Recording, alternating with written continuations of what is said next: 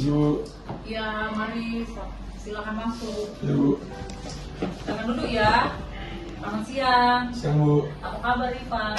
Baik, Ibu apa ya? Baik juga. Ivan, maksud Ibu memanggil kamu ke sini. Jadi sudah 2 hari ini Ibu perhatikan kamu kan sering bawa bola futsal tuh ke dalam ruangan agama, bahkan kamu suka bermain bola di dalam ruangan saat pembelajaran. Hal itu tentu membuat Ibu dan teman-temanmu sebenarnya merasa kurang nyaman. Kalau boleh Ibu tahu, kenapa kamu suka membawa bola di dalam ruangan agama dan bermain bola? Jadi, Bu, saya kan ikut eskul futsal, Bu. Di futsal itu ada peraturan kalau kita tuh nggak boleh merokok. Kalau kita merokok, kita nggak boleh ikut latihan, Bu. Nah, saya melanggar peraturan itu, Bu. Makanya saya nggak pernah latihan. Jadi saya main bola di kelas. Ya sudah, nggak apa-apa ya, karena Ibu juga sebagai manusia sebenarnya sering melakukan kesalahan. Tapi kalau Ibu boleh tahu, kenapa kamu merokok? Jadi saya merokok, Bu, karena diajakin sama teman-teman saya, Bu. Mereka nyuruh saya merokok. Kalau saya nggak merokok, mereka nggak teman saya.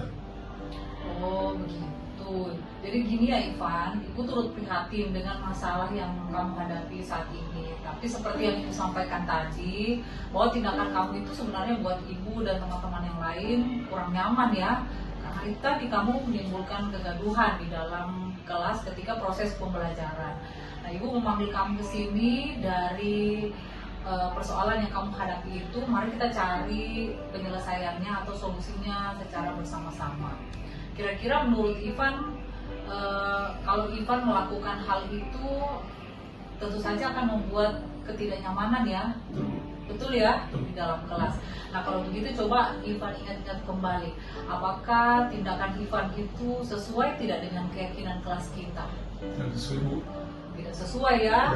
Kenapa tidak sesuai? Karena itu apa nih, tidak menghargai. Ya, tidak menghargai orang lain. Ya.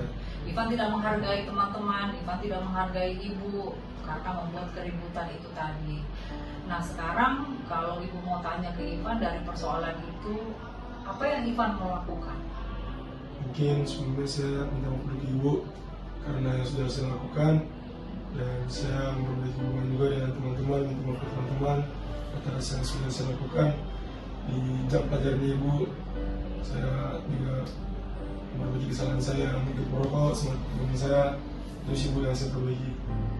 Oke baik, terima kasih ya puji Tuhan, ternyata kamu menyadari kesalahanmu, bahkan kamu juga cepat berpikir untuk menemukan apa sih yang harus kamu lakukan untuk memperbaiki hubungan kamu dengan teman-temanmu supaya tidak merugikan orang lain, sesuai dengan keyakinan kelas kita ya, kita saling menghargai ya satu dengan yang lain. Ibu doakan semoga kamu diterima kembali di ekskul futsal, jadi bisa latihan dengan pelatih dan teman-temanmu yang lain ya, dan juga semoga kamu sukses ke depannya. Terima kasih ya Ivan. Ya, selamat siang. Selamat di kelas, Bu. Iya, silakan. Bu.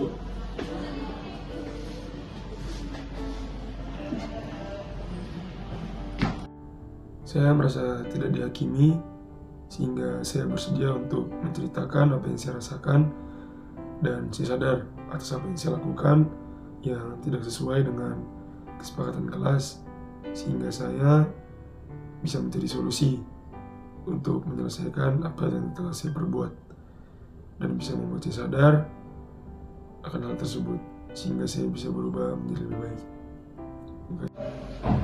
Selamat siang, Bu. Iya, siang. Mari silakan. Silakan duduk Ilham. Ya, apa kabarnya hari ini? Puji Tuhan, baik, Bu. Baik ya. Jadi gini ya Ilham, Ibu memanggil kamu ke sini karena Ibu perhatikan berapa hari ini kamu baju sekolahnya selalu di luar, tidak pernah dimasukkan ke dalam. Nah hal ini ketika dilihat teman-temanmu ya tentu teman-temannya rasa kurang nyaman begitu ya. Padahal setahu Ibu, Ilham ini kan orang yang suka sekali memperhatikan penampilannya ya. Bajunya itu juga tidak pernah di luar, baru akhir-akhir ini. Apa betul? Gimana Ilham? Kalau boleh Ibu tahu kenapa bajunya dikasih keluar? Sebelumnya saya mohon maaf nih, Bu, karena ceritanya agak sebenarnya resleting saya sedang rusak, Bu. Oh gitu. Tidak apa-apa ya Ilham, kamu tidak perlu malu. Nah, dengan kamu menceritakan ini kan ibu jadinya tahu ya bahwa ternyata kamu bajunya di luar itu karena resletingnya sedang rusak. Tapi meskipun demikian, ini kan jadi masalah ya. Mana Ilham itu ketua kelas, tentu saja akan jadi contoh untuk teman-teman yang lain. Kalau Ilham bajunya terus-terusan di luar, nanti teman-teman yang lain juga malah ikut untuk bajunya tidak dimasukkan ke dalam. Makanya ibu panggil Ilham ke sini supaya kita cari solusinya sama-sama. Kalau misalkan Ilham pikir, menurut Ilham apakah perilaku ini sesuai tidak dengan keyakinan kelas kita? Tidak sesuai Bu, karena baju saya tidak rapi. Ya betul, ternyata tidak sesuai karena bajunya tidak rapi. Sementara kita sepakat bahwa selama ada di sekolah kita harus berpenampilan yang rapi. Betul sekali. Nah, kira-kira menurut Ilham apa yang harus Ilham lakukan supaya besok-besok kalau datang ke sekolah bajunya sudah dimasukkan ke dalam dan tidak lagi ditaruh di luar? Saya akan meminta uang kepada orang tua saya agar untuk memperbaiki resleting yang sedang rusak ini. Baik, terima kasih ya Ilham. Puji Tuhan ternyata Ilham sudah sadar dengan apa yang Ilham lakukan selama ini bahwa tidak sesuai dengan keyakinan kelas kita. Keyakinan kelas itu kan dibuat berdasarkan kesepakatan kita bersama ya. Jadi sekiranya Ilham akan selalu mengingatnya dan mengindahkan itu. Ya Ilham, paham ya? Ya, Ibu berharap nanti setelah ini masalah ini selesai ya, pulang di rumah bisa disampaikan ke orang tuanya supaya celananya segera diperbaiki. Besok ke sekolah sudah rapi. Ibu juga mendoakan semoga kamu menjadi anak yang sukses. Terima kasih doanya Bu. Iya, sama-sama. Semangat ya Ilham. Terima kasih Bu. Iya, boleh kembali ke kelas.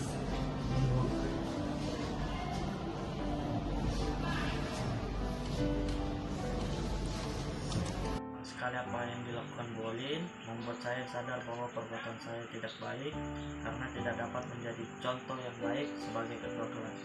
Ibu Olin juga membantu saya menemukan jalan keluar masalah saya sehingga saya dapat berani berbicara kepada orang tua saya untuk memperbaiki resleting celana saya.